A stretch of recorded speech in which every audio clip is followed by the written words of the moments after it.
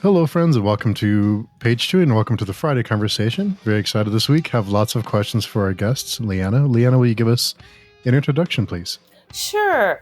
I'm an anthropologist and a clinical sexologist, and I've done a lot of sex research doing various modalities, and all of this led to my new book called 177 Lovers and Counting: My Life as a Sex Researcher.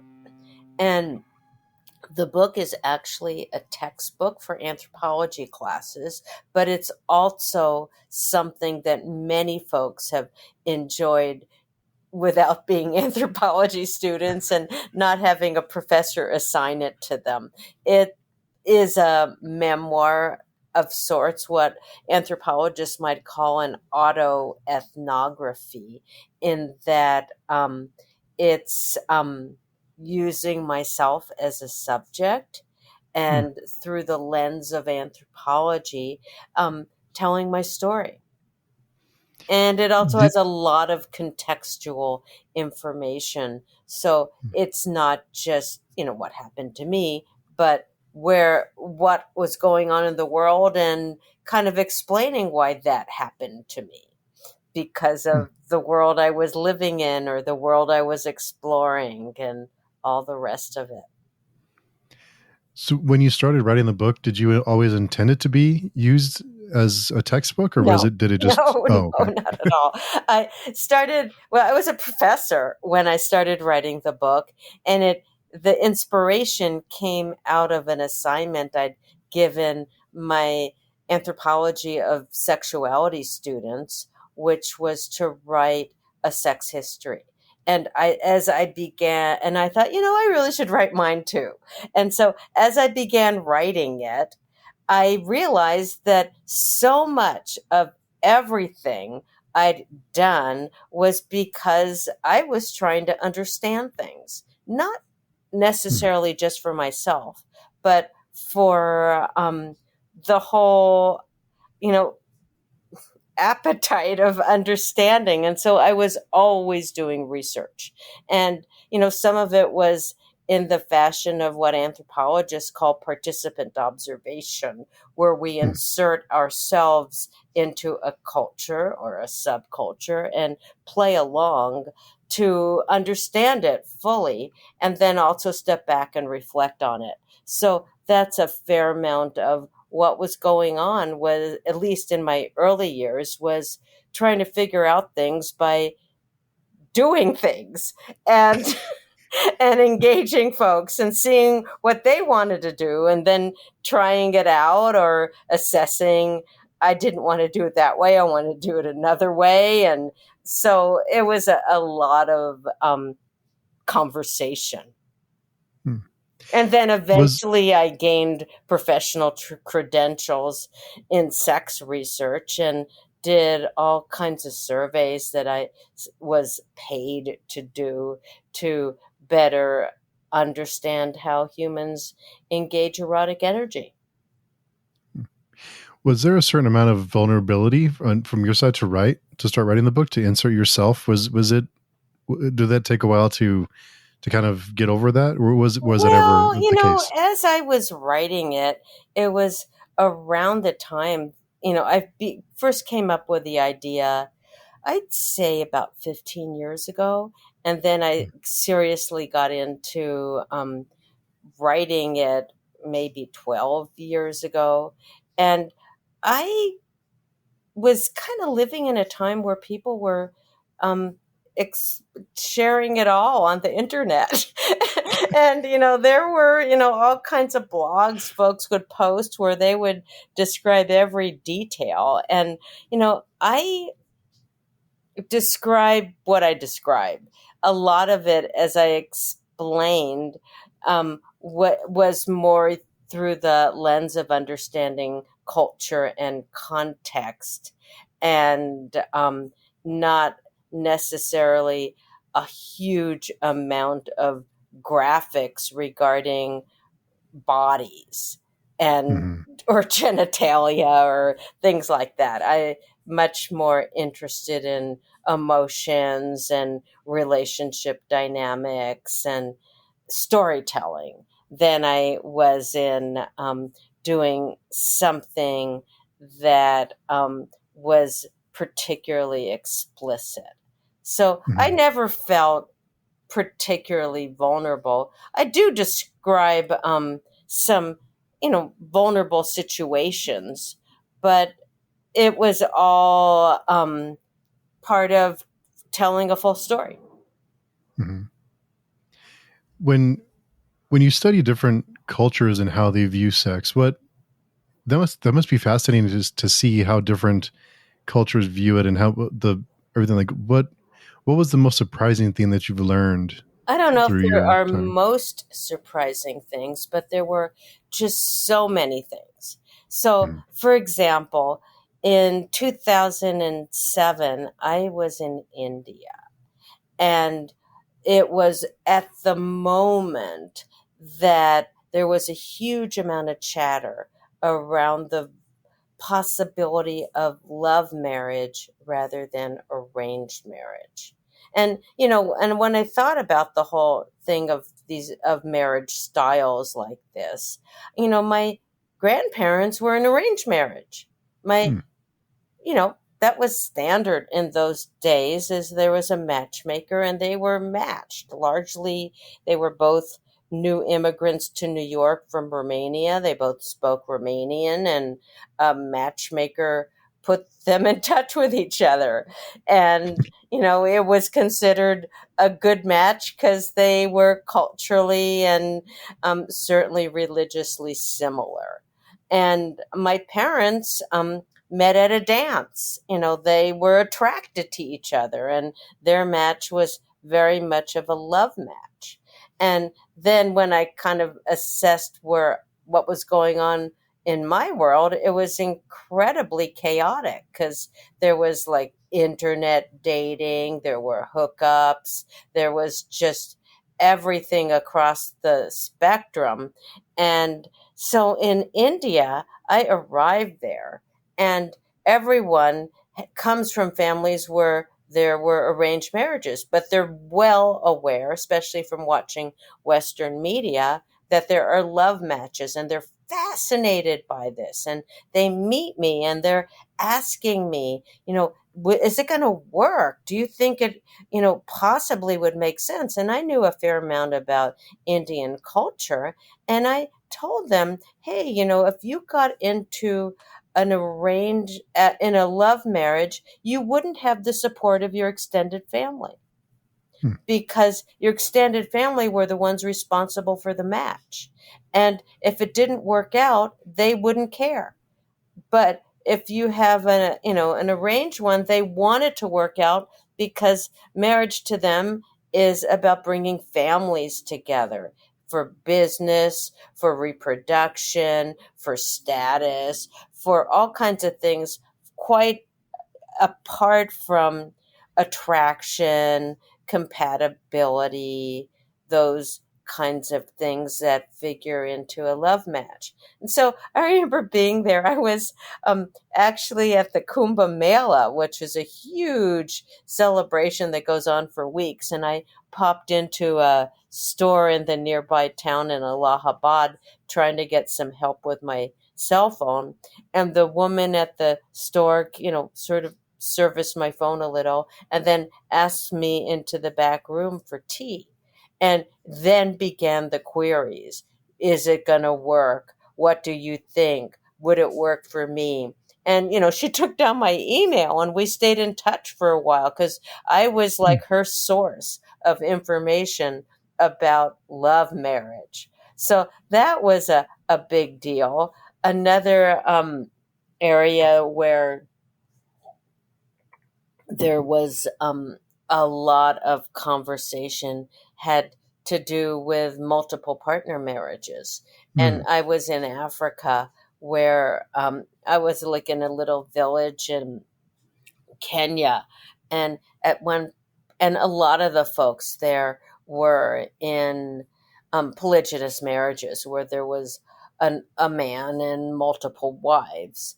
And I did, everybody heard that I wanted to find out about it. And so pretty soon, this two young folks who spoke both Kikuyo and English became my translators. And every day they'd show up at the house where I was staying and they'd tell me who wanted to be interviewed. and Nice. so That helps. and so I'd show up at the place and then we'd conduct this interview. And then as I was leaving, that my young translators explained all the things that that person lied about. Oh, really? Yeah, it was like I said, well, how did it work out being marrying this man who had other women or whatever it was, or wanted to add a new wife? And and the translators would explain the backstory, which was totally different than what these folks told me. Like they said, oh, it worked fine. And then I found out through my translators that the woman husband was so upset that she didn't want him to take another wife, that she left him for a different husband who would accept her. And there was just all this backstory drama that I would have only gotten had I had translators. If I actually knew the local language, I would have not understood half of what was really going on. Because, in fact, every story was a story with drama. There was, like, Hmm. the woman who lost her husband, and the tradition was is if you lose your husband, then you have to marry his older brother or his remaining brother to keep you and your children in the family. And so this one woman is forced to marry this guy. She's not at all attracted to him. And so it's a marriage and where she refuses to have sex with him. She's just sort of a marriage in name only. She didn't really want to be part of anything. And it just went on with these stories where some other woman was told she had to marry her brother-in-law and she refused, and so that family kept her kids, and then she was basically on her own with no resources whatsoever because all the money that her family had given to her and her husband was not returned, and she was just in free float with no children and no resources because she didn't want to follow the pattern, which was called leverage, at least by anthropologists, to marry a brother-in-law. Wow. So I heard it all. And then I was in Papua New Guinea and they were telling me that, their style of marriages in these villages that I was visiting at the time was that men were very fearful of pollution in the form of menstrual blood. And so they would not get near women other and they would never share a home with a woman. The men would live in men's houses with other men, and the women would live with the children in their houses or maybe with one of their co-wives who shared the same husband in a shared house with this other wife. And so I'm like, okay, but you guys are reproducing. So what's going on? And so I end up finally getting someone to explain to me where it's safe to have sex. And it was only Hmm. safe in the sweet potato gardens that they sustain themselves on sweet potatoes. So in the late afternoon, dusk time, when it's a little bit dark, that's when they hook up with each other and basically are able to reproduce. Wow. I didn't. Wow. So they actually had a certain time of day that's the Right. only time they. Sure. When it wasn't very, when it was private, when others weren't Hmm. around, and it was not on a marital bed. It was in a garden. Wow. And that's common? Well, that's what happens in these villages in Papua New Hmm. Guinea amongst the people that I was doing research with. Wow. How long would you stay in a place where you're conducting It interviews depended. and It just depended. Um, in New Guinea, I was there for about a month, oh wow. and I in India we were traveling there for about 6 weeks, but it was a bunch of conversations with different folks in different contexts. We were booked on third class air conditioned trains in women's cars. And I was traveling with a girlfriend. So we were basically with other women in the cars, and everybody was very, very friendly. And and most of the time we didn't know what to pack for food because we didn't really weren't staying in places where we had kitchens and stuff. So we were well provisioned by all the women we'd meet in the cars who would share things with us and share their stories. And Wow. also, it turned out we once tried to buy food on the train, and they do sell food, but it's sold for an Indian palate, which is tolerates a level of heat that we could not manage. So, it was a whole other deal. So I kind Wow. of lived on rice and chapati when I couldn't find anything else, because at least those things were bland enough to eat. Wow. What was it hard to get people to open up to you to discuss these kind of topics? Because Not to or was it me. I no? have this kind of innocence and none where I just ask like pointed little questions, kind of Hmm. like you do. Um, and I don't get too ruffled by what I hear, and so I had very little trouble getting people to tell me things, and even if I asked kind of pointed and personal stuff, because I was paying attention to them and I was appreciative of them, I basically heard a lot of stories. I would imagine the one of the bigger concerns talking about these things would be judgment and knowing that there's no judgment. It's just kind of collecting information and Yeah. yeah. And also, in contexts where it helped, I would share things about myself. And I know when I first started doing things like this, I was living in a little village in the Yucatan, a little Mayan village, and I was in my early 20s. And I landed in this village through a series of opportunities and suggestions where I'd met someone earlier on in my travels in Mexico who thought that village would be a good place for me to stay and do research. And when I arrived, I just acted like I was welcome. And pretty soon, some family came forth and told me I could stay with them. And then, after a day or two, I says, well, how much can I pay you for this? And this was like back in 1976. And they said, oh, 15 pesos diarios, which was, 15 pesos a day, which at that time was the equivalent of $1.20.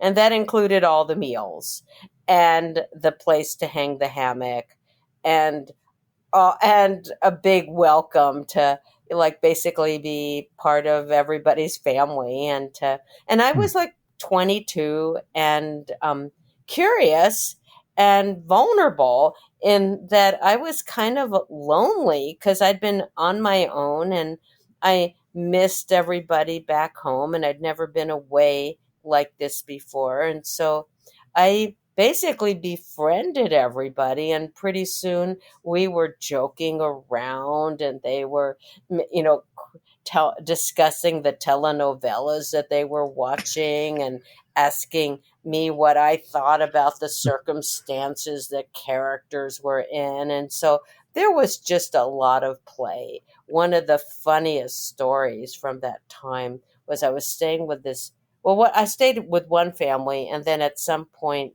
they claimed they needed that room that I was in to store corn, and that they and but I never saw corn stored there after I left. But I think they were just a little uncomfortable with how many people I was talking to, and they were a more private family. And then this woman, who was probably the most gregarious, curious woman the village had ever had, and who had like 9 children of her own, Hmm.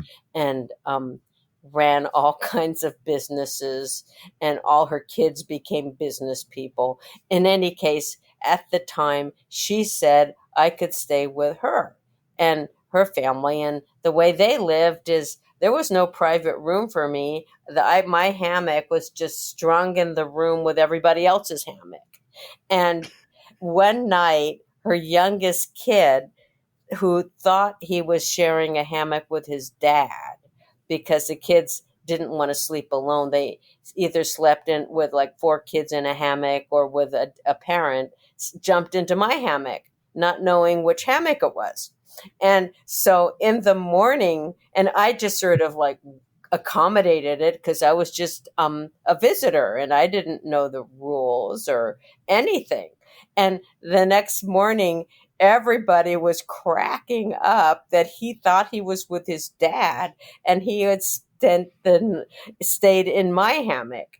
And nobody ever forgot that. And I have like visited these people quite a few times since then, and we always crack up over that story. And that kid is now like an attorney in Merida or something, and it's still, we cannot forget that story. It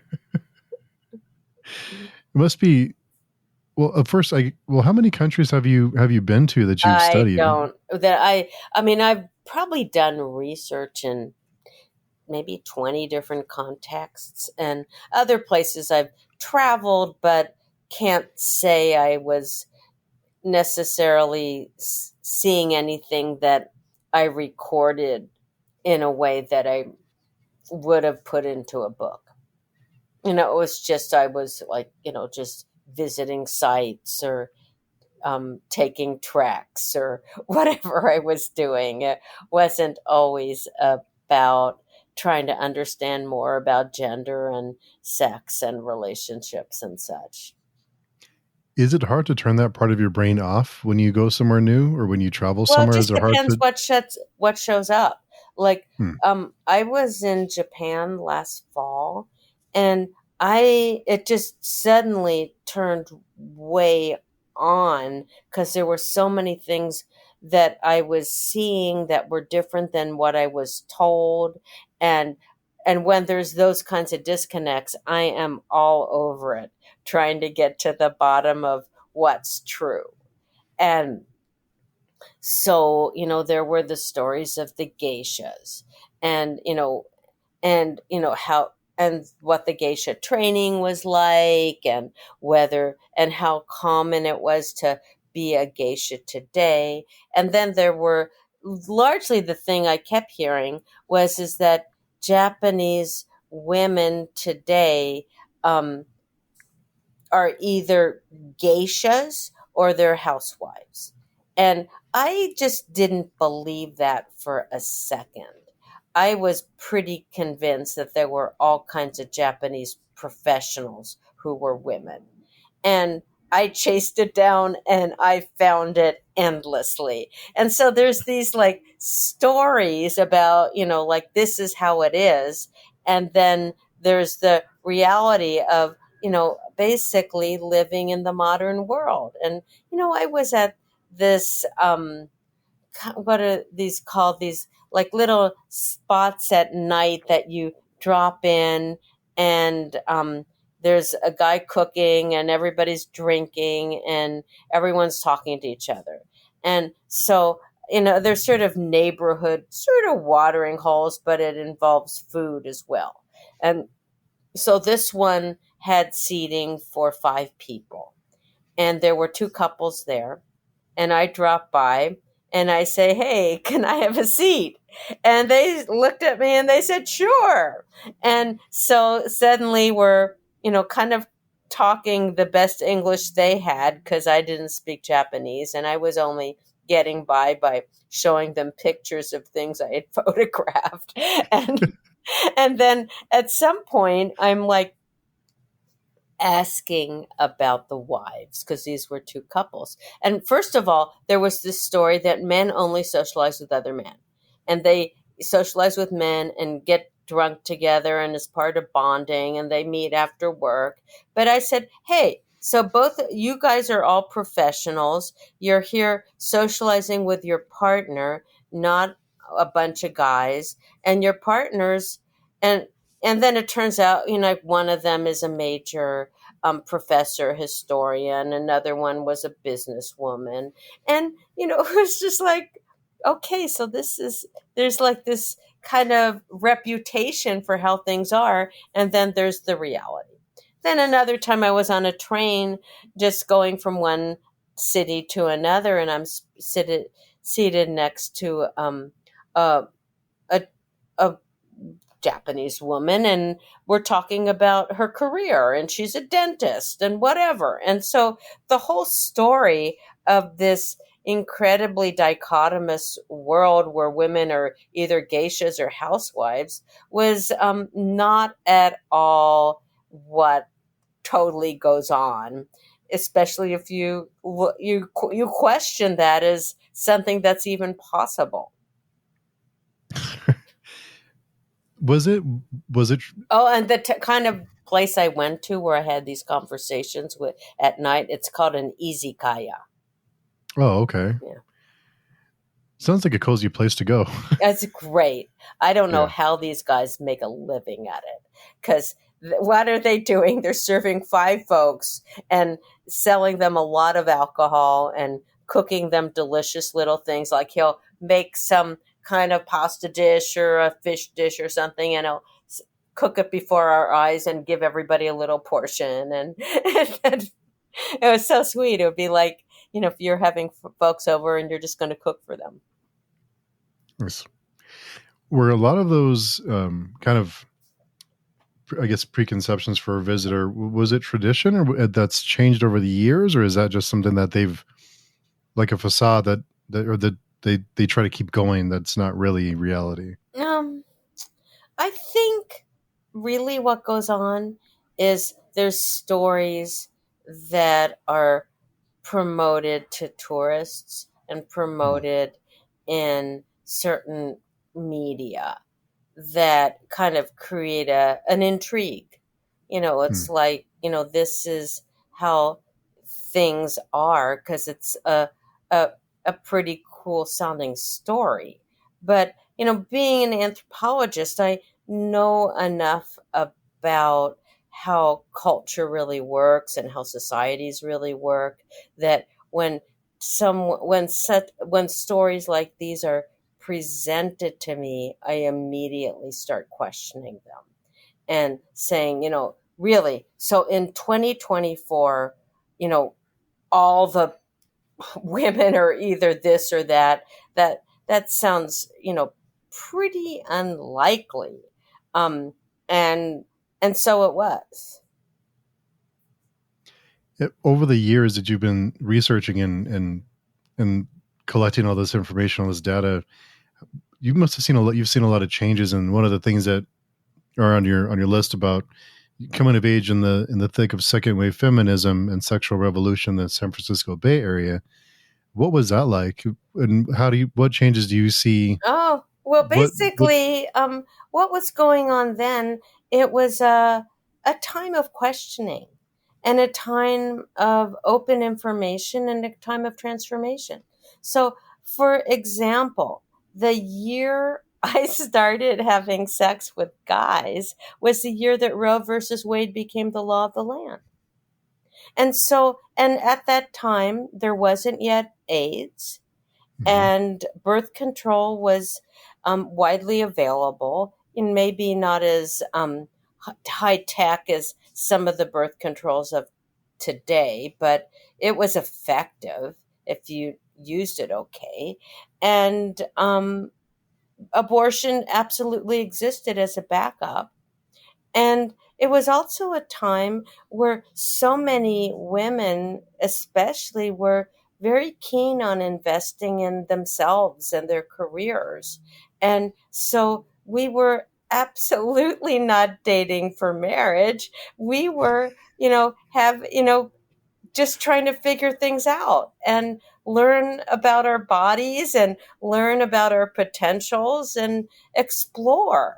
And so that was the context that I grew up in. Certainly, people my age might have grown up really differently because I was, as you referenced, in the San Francisco Bay Area. I wasn't in a small little town. I wasn't, it was a place where everything was popping in terms of information. There wasn't like internet available information, but there was, like, for example, one of the essays that got widely circulated was an essay called The Myth of the Vaginal Orgasm.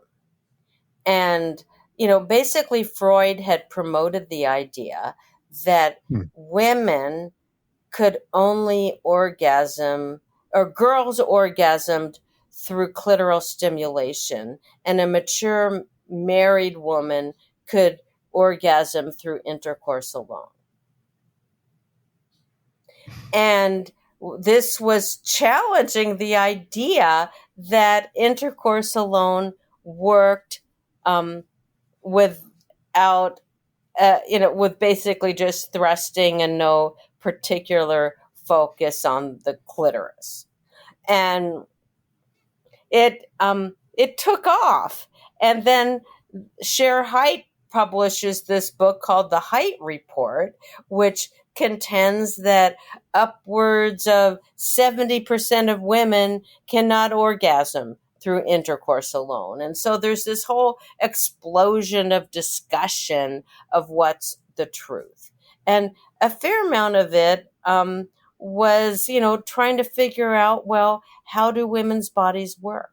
And why Hmm. would a woman have sex with a man if she couldn't reach orgasm with him? And so there were women who were, and that kind of led to this huge wave of women considering that they would be happier with another woman because that woman would know what a female anatomy is like and be able to deliver. And so we saw this huge exploration of lesbianism at the time. And, you know, and I remember there was some t shirt about, a, a woman needs a man as much as a fish needs a bicycle. And and so that was the world I was living in. As a world, with those kinds of conversations, and we were part of women's consciousness raising groups where we would try to figure all this out with our personal information about how our bodies work. Hmm. And I Wow. remember in my group, I was like, okay, I have this boyfriend now, but he's clearly not getting me off. So how does it work? And because I want to know what it is. Because, I mean, and so this girl in the group says, well, I got off with putting my crotch under the spigot in the bathtub. And so immediately I go home and lock the bathroom tight. I'm living in a group house with 8 other folks, and position myself, run the water, and woohoo, it works.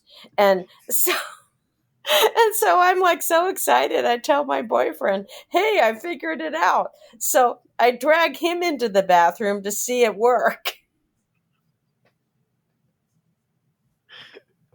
Was he taking notes? Did he? Well, we never figured out how to make it work together.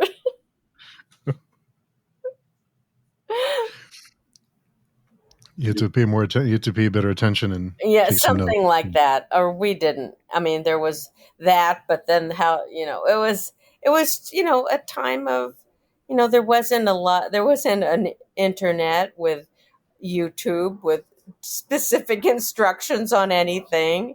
And, you know, and porn was kind of limited. I mean, these days, porn is so available, but, the folks who watch it for information don't realize that it's about fantasy and Mhm. it's not necessarily getting practical tips. Because there's guys who have watched porn and seen women being strangled uh, as part of getting off, and they think a woman wants to be strangled, or they think that women would enjoy having him ejaculate in her face. And most women would not enjoy that, but it's a shot that's appealing to male viewers. It seems like more and more. It seems like men are realizing that porn can be harmful for them Hmm. if they, there's everything in moderation, of course, but there are harmful effects too of over consuming. I guess you can say. Hmm. Hmm. Yeah, I mean that it's an issue, Mhm. and it's also become an issue in terms of being able to really partner with someone, and if that you've gotten so accustomed to certain images that get you off, and to masturbating in a particular kind of way to make that all work. And Mhm.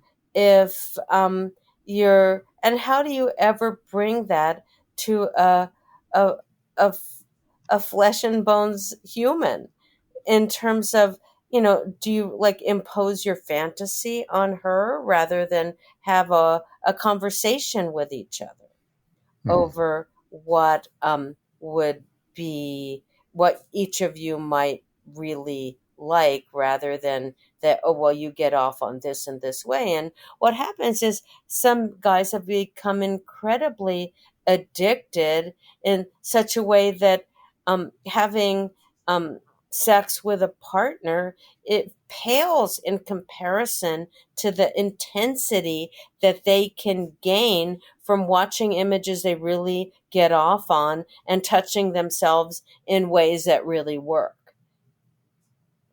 Hmm. Do you see that changing anytime soon now with the prevalence of how it's available everywhere, like we've discussed? But do you see that changing, or is that something that you see getting worse?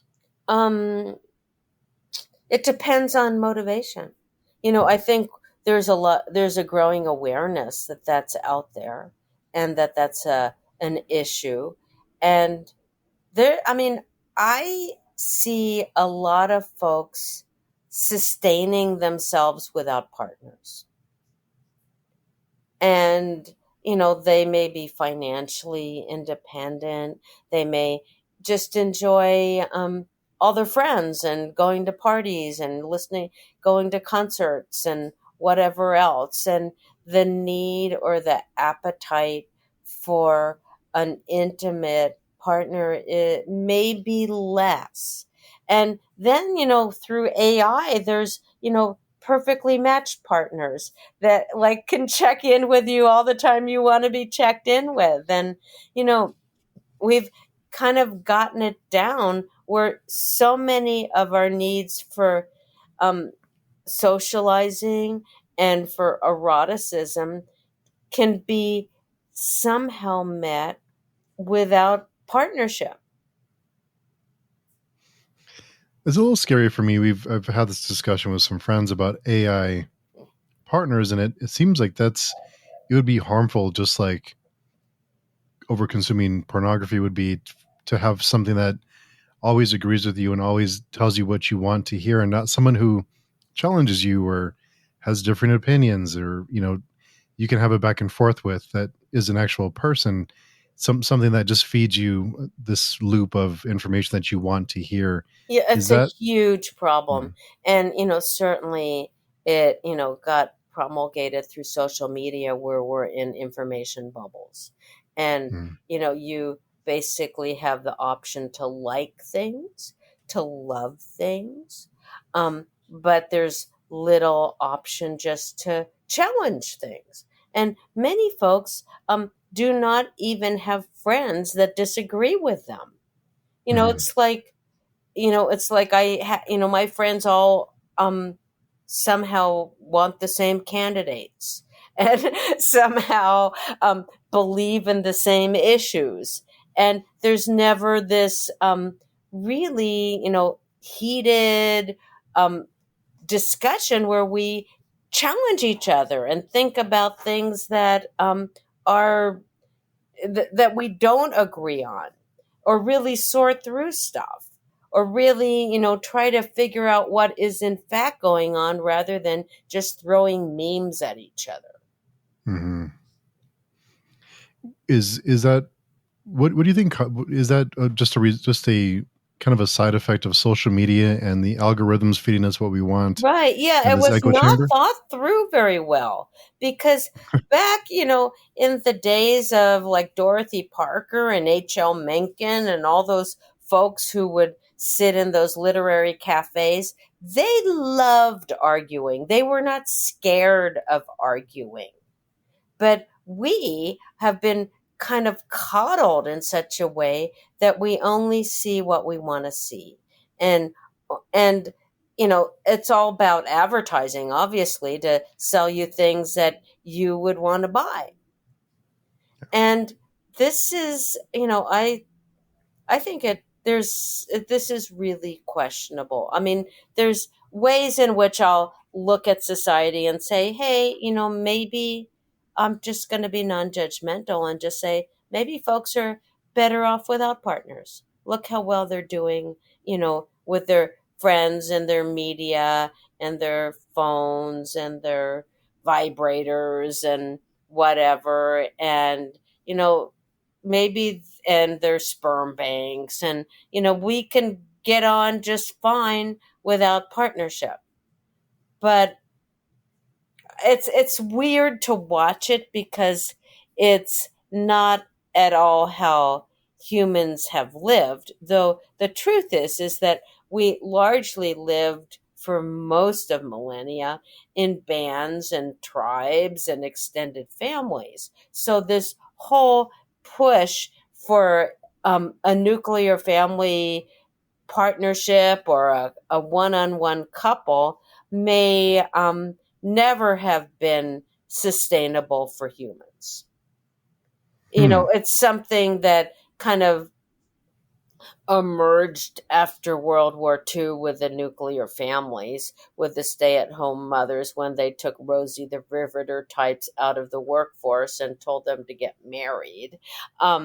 But, much of human history was in much larger family units. And so, we have like the last 75 years of trying to do, the couple, and we've had a lot of divorce, Hmm. and we've had a lot of serial marriages, and we've had a lot of cheating, and we've had some folks experimenting with other kinds of um, erotic lifestyles like swinging and open relationships and polyamory. And some of those may, in some ways, be a better fit than trying to squash ourselves into one on one couples. I mean, the truth is in terms of brain chemistry, we're very much drawn to falling for one person at a time and getting Hmm. totally taken by the conversation and the chemistry and the likenesses and all that. But that kind of chemistry doesn't sustain.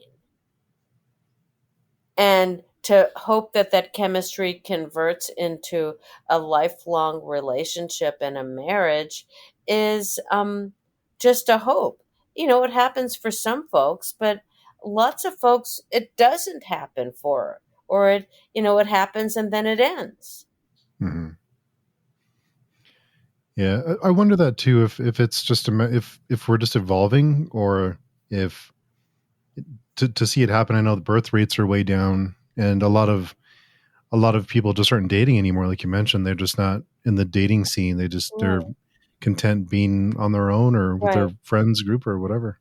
Yeah, it's very different. Hmm. And it's not like at some point these folks are going to grow up and mature and get married. They're not. They're living in a way we've never seen before. I mean, there were always folks who were not partnered, but the numbers of people who are not in cohabitation relationships is been dropping, and it's not changing. And now we are celebrating cat ladies.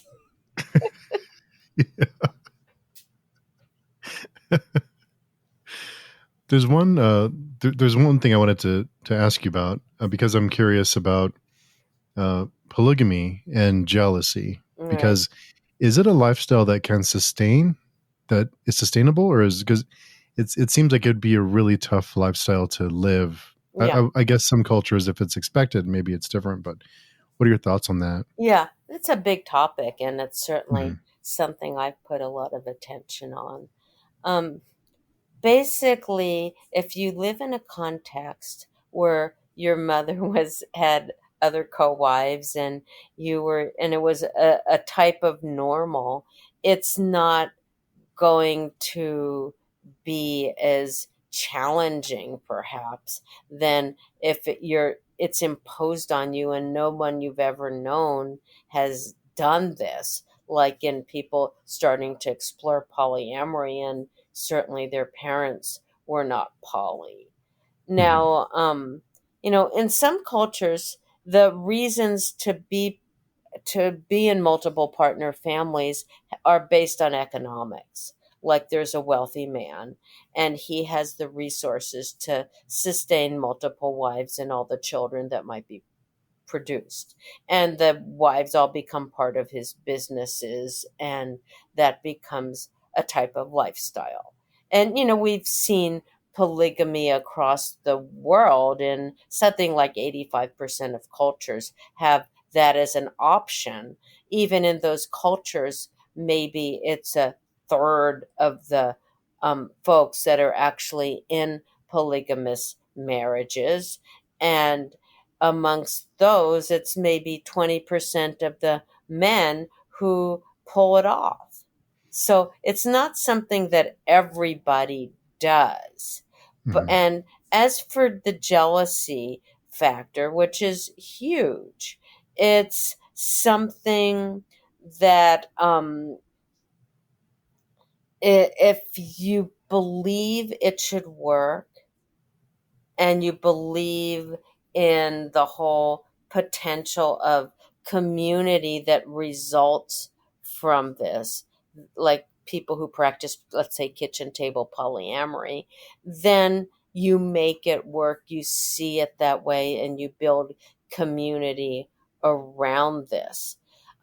Another thing that I've seen is amongst some of the Mormon polygamists in the Utah and Colorado small communities, what they'll say is that to make it work, they know not to love their husband too much.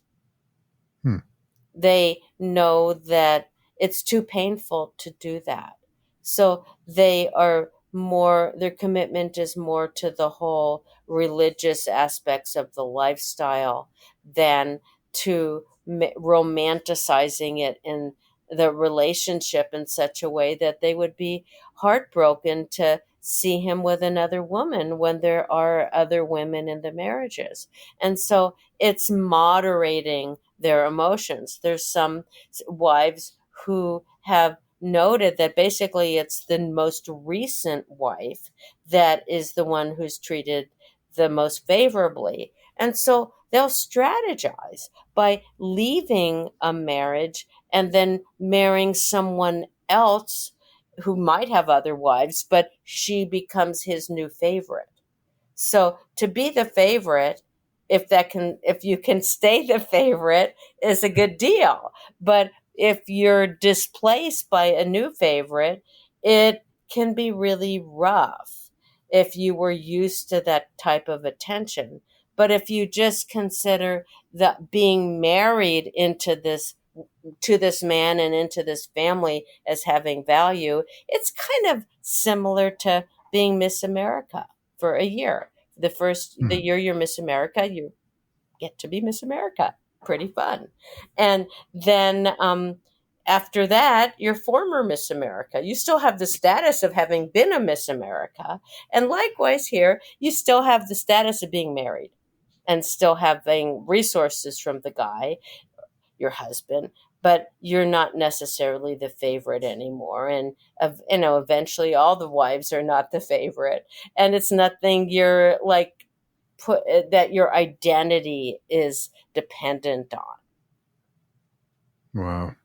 That whole it's fascinating to me how that works and the dynamics of a polygamous family work and kind of being in like you mentioned the being the favorite and kind of is it common to for the favorite to change or is typically when you're the favorite and then Well, you're you're the favorite not until a new one is added, and then the new and one that's is the it. favorite. Typically, sometimes the first wife is valued in such a way that, she always feels her status and her value. During my career of research, I was in a relationship where my partner met someone else, and clearly he was quite compelled by her and much less compelled by me.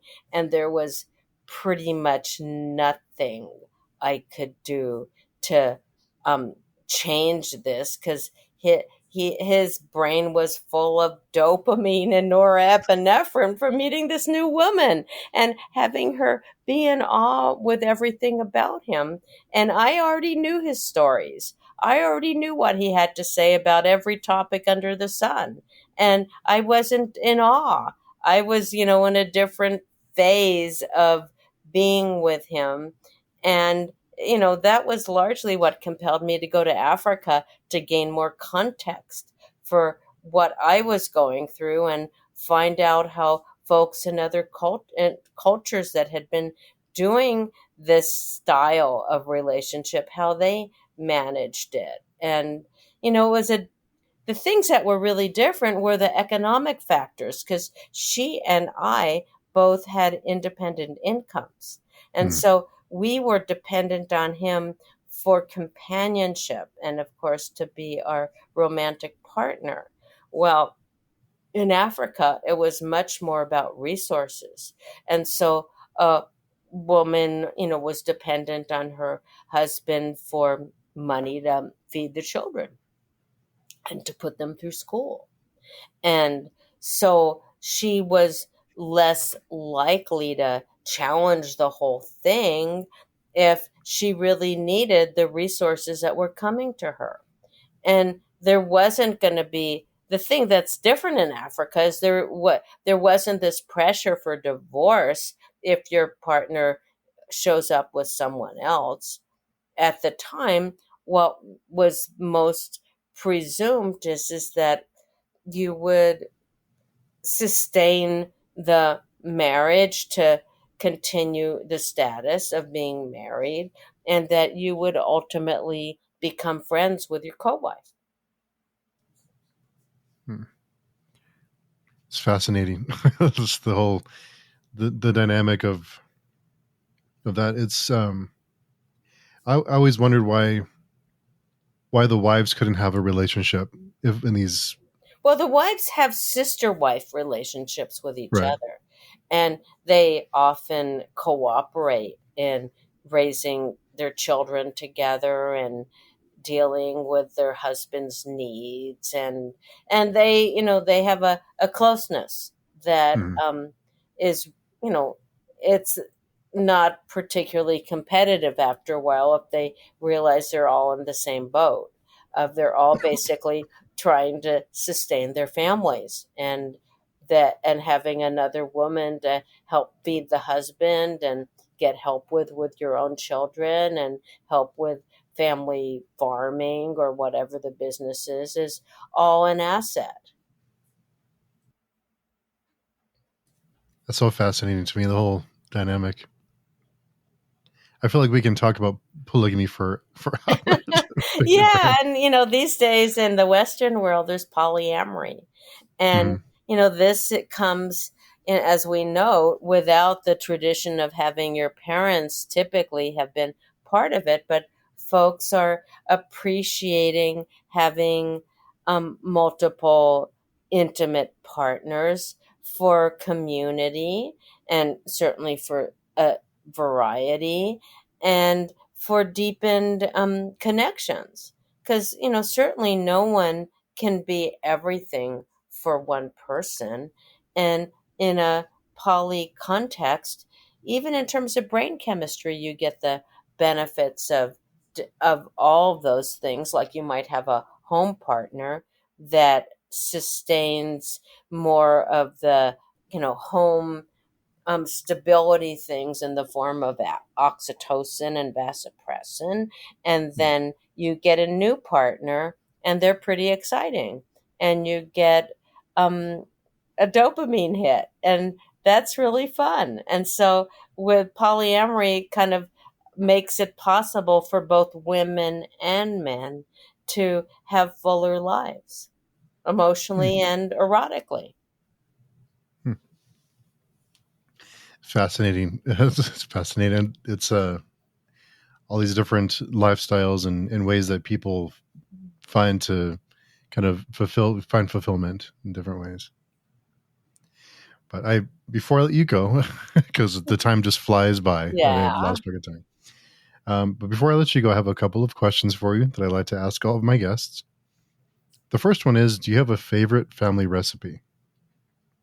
A favorite family recipe. Well, um, this isn't from my family, but recently I made watermelon gazpacho, and it was Mm, super good. And it's really easy to make. Just take a seedless watermelon, run it through the blender, add a bunch of tomatoes, garlic, onions, basil, and some different flavorings like oregano and stuff, and it just came out like really, really good. I had some gazpacho when I was in Spain, but the watermelon gazpacho I made was delicious. that sounds really good. I wanted to try that. And Mhm. the other question is, what was your first job, and what did you learn from that experience? Mm. Well, I think my first jobs were babysitting, Hmm. but my first job that wasn't babysitting was working in a taqueria at an international um, restaurant place where, it was like a mall where there were different restaurants around, like there was a pizza place and whatever else. And so I was at the time assigned to deep frying taco shells, and they assessed very quickly that I was not very nimble, and that I might never learn how to do this in a way they can make any money off of me, because I was too klutzy. And within a day or two, I was told that I had to leave. Oh So, wow, I basically learned that I might not be the greatest at manual dexterity, and that I should probably focus on art and writing and science, and give up being a craftsperson. I'm okay with home cooking, but not so great with restaurant cooking. Same thing happened to me at Burning Man. I Hmm. volunteered to work at as a barista in the center camp cafe, and I was supposed to pull shots of espresso.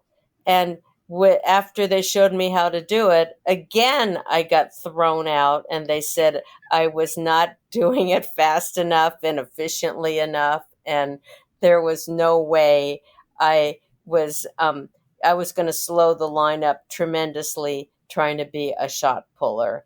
And then they told me I could go out in the back and sort garbage in the heat. And I thought, hey, this is a volunteer job. I didn't volunteer for that. I'm going to quit. Lessons from your first job. Yeah. That comes in Again, handy. Yeah. nah, Yeah. a klutz. What can we say? I'm really good at art, really good at photography, really good at slideshow design, um, decent lecturer, good writer, but pretty bad with um, working in the assembly line. We all have our our strengths for sure. Yeah. But thank you so much for coming by. I know you're very busy, so I appreciate the opportunity Oh, it was to a speak with pleasure. you. It was a Yeah, it pleasure. was a lot of fun. Hmm. I'd love to have you back sometime whenever you'd like to Sure, talk about happy to anything. do that. Yeah. But in the meantime, where can someone find you and your work if they're looking for more Oh, information or to buy well, your book? first of all, they should consider buying my book. Mhm. It's widely available on the internet. Um, it's called 177 Lovers and Counting: My Life as a Sex Researcher. And it's by me, Leanna Wolfe. And I also have a website where folks can access consulting and counseling from me and read a bunch of the things I've written.